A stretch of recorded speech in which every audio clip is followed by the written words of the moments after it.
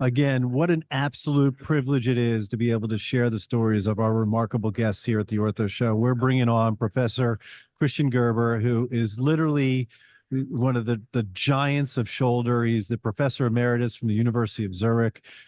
He started in the early 80s and has watched the most amazing transition of all the wonderful things that we're doing in shoulder.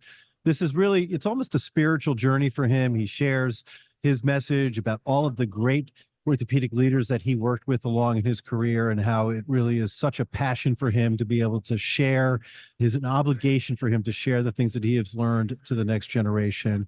He is a remarkable man, and it is a pleasure to be able to share his episode. This is Dr. Scott Sigman, hashtag follow the fro.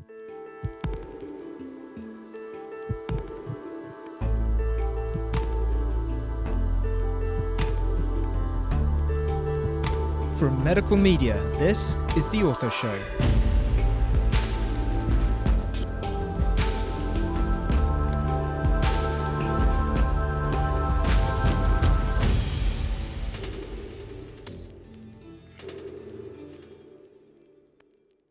Hello, world. Dr. Scott Sigman. Yes, your favorite opioid-sparing orthopedic surgeon here for another episode of the Ortho Show podcast, coming at you from Shoulder 360, one of our favorite shoulder courses of the year. We are presenting today an amazing figure in the history of orthopedics. We have Christian Gerber, who is the professor and chairman emeritus of the Department of Orthopedics at the University of Zurich, one of the absolute earliest and leading authorities in the world of shoulder, and it is such a privilege to have you on the show. Thank you for having me. Oh, it is my pleasure. So what do you think of the show, of the course so far? Well, so far so good. I think it has two aspects. Number one, a very positive one, which is that people can get at each other's throat. Yes. And actually live up to what science is. Science is a culture of doubt. Yes. It's not a culture of faith, it's a culture of doubt. So that's positive.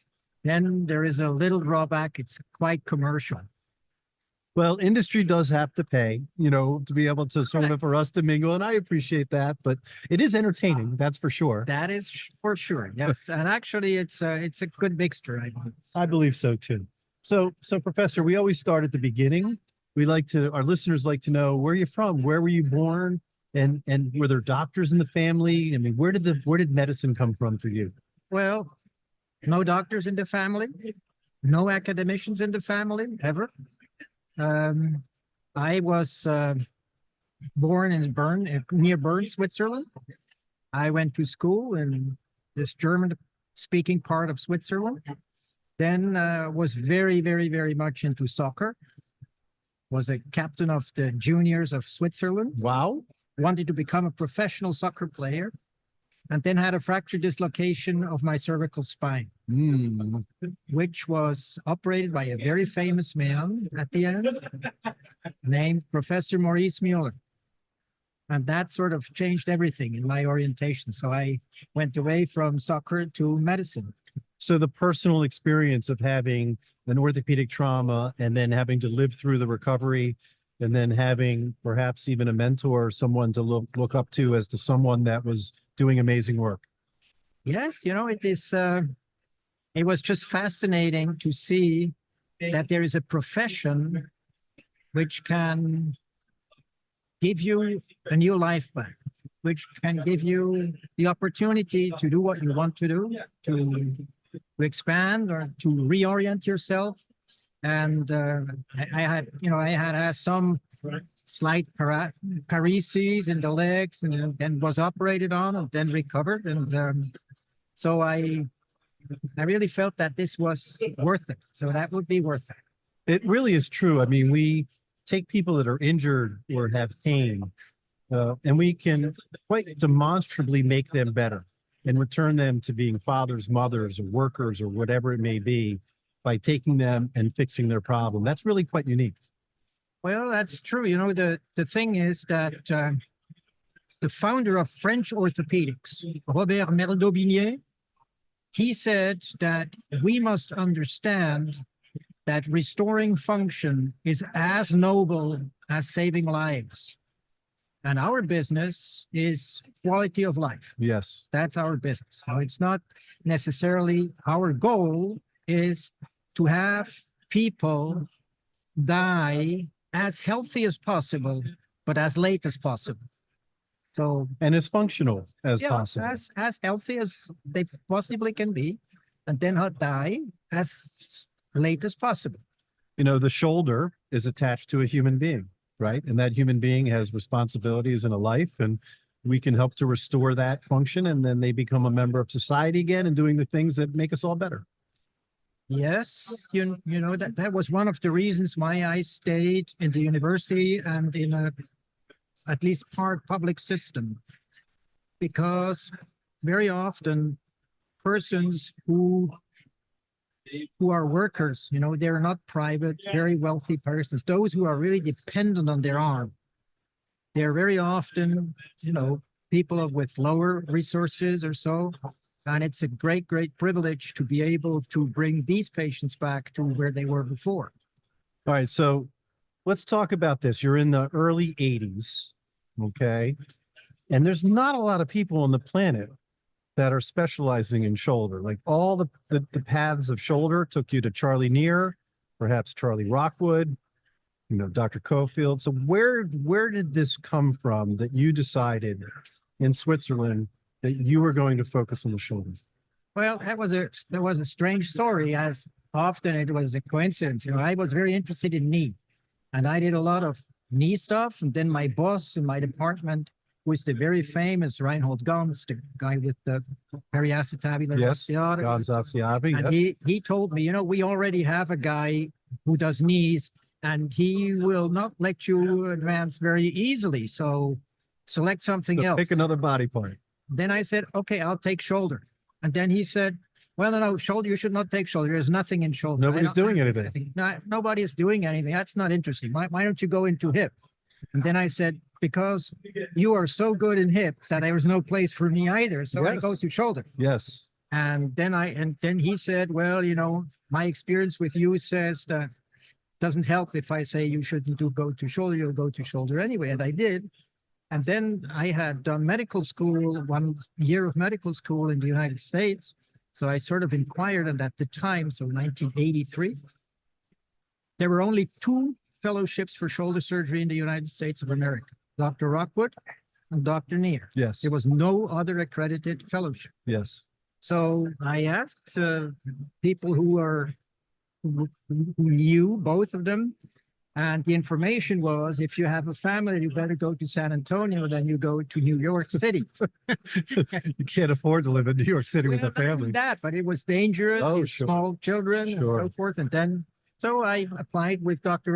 Rockwood, got the fellowship, and did the fellowship with Rockwood. And so it's amazing, right? So nowadays, if you are an international physician, to try and get a fellowship in the United States would be very difficult. I mean, as far as the medical license is concerned and being able to get admitted. So what was the experience like back Well, then? it was already difficult at that time. You know, I had to make all the exams. Yes. I mean, all the board exams, ECFMG qualifications. I had Yes. the preclinicals, tests, all this.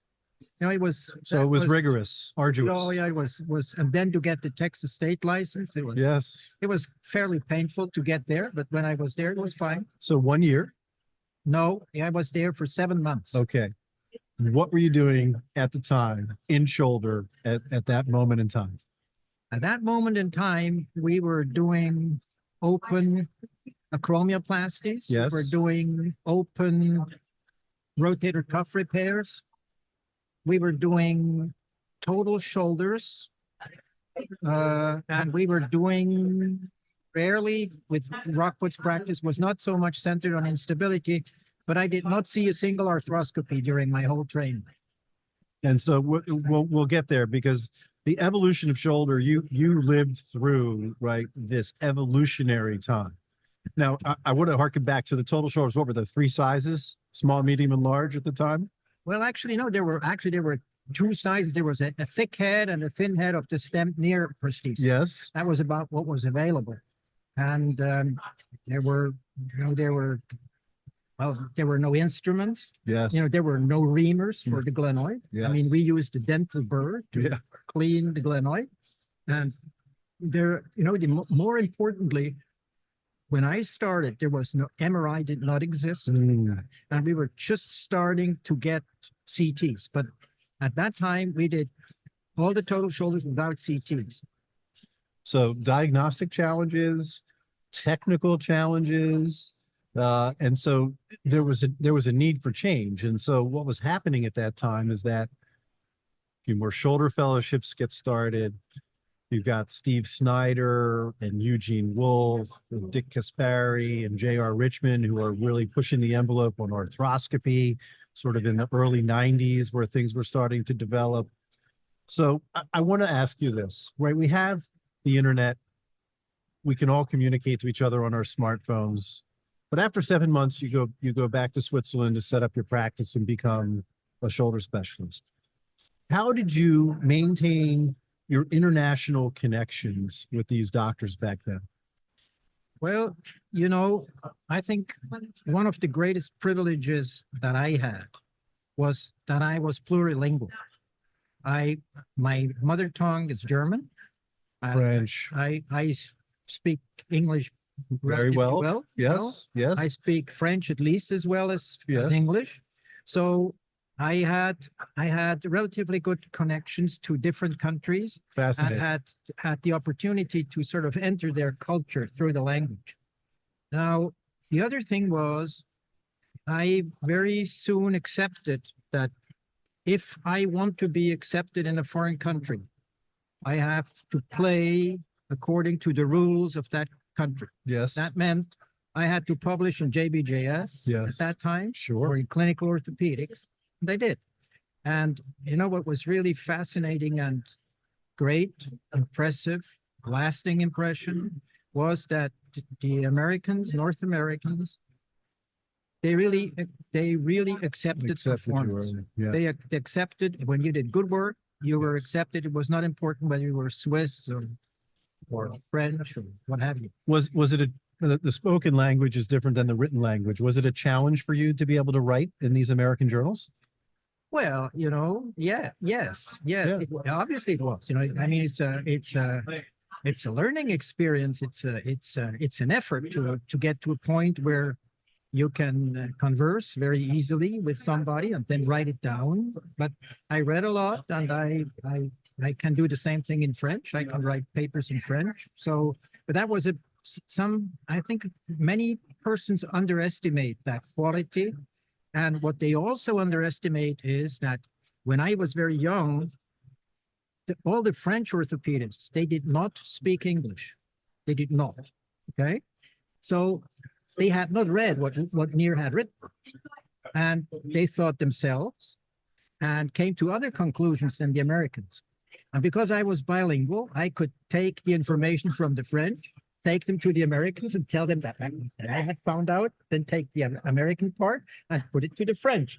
And everybody thought, oh, this is a smart guy. Well, that's Switzerland. That's what you're supposed to do. You remain neutral. You bring people together, right? Yeah. So I think that's quite fascinating because, you know, the differences between the French now, the French royalty, we've had Laurent Lafosse, Pascal Boyot, you know, there really has become sort of an acceptance now across the pond where everyone is truly working together. And, you know, the Americans are invited to go to France and Europe, and then they come here as well. So I think that may have really, you know, sparked. Well, you know, there was somewhere in the 90s, there was a meeting of the American Academy at Kiowa Island.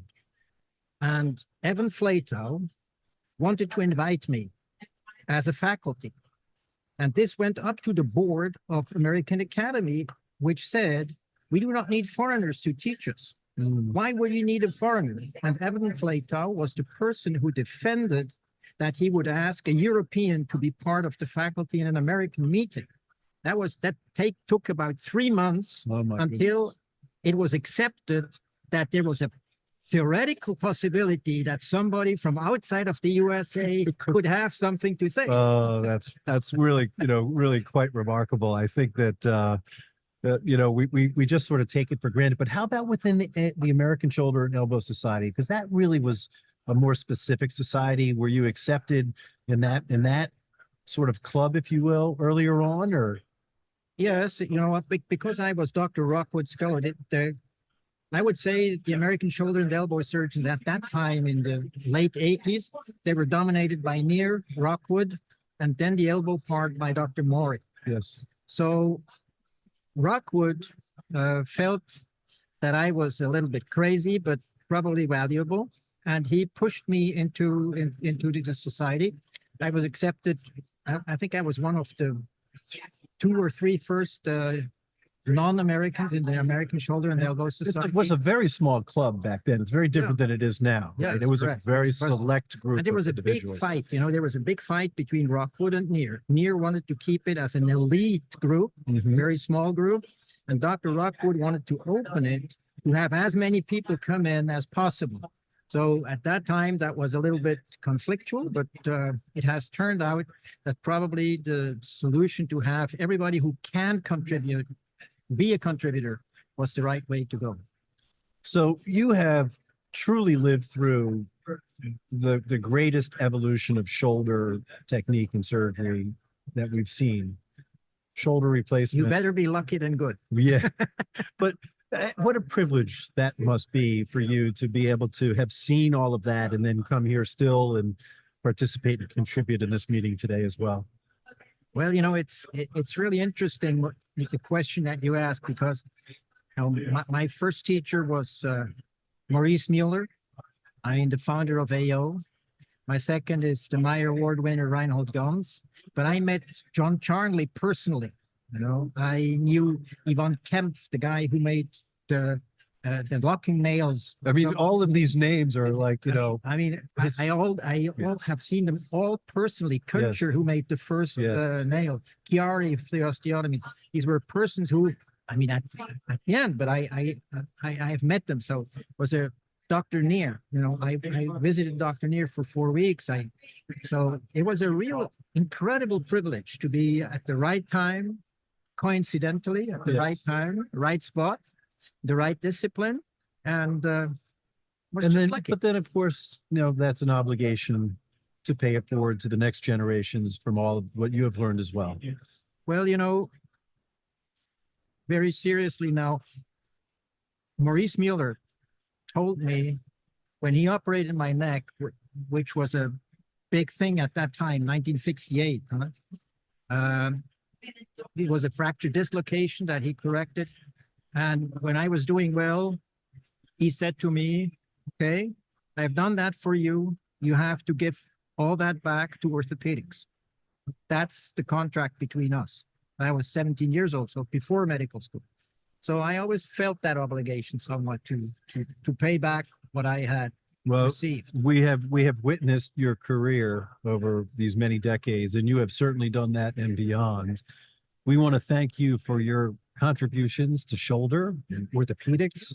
Your legend, your legacy will live on, indefinitely. Your spirit of collaboration, of bringing people together is just, really fantastic. And we can't thank you enough for taking the time to share your story today. It's been a pleasure. Thank you very much. And a lot of success for you. I appreciate that very much. This is Dr. Scott Sigman, #FollowTheFro, host of The Ortho Show. Till next time.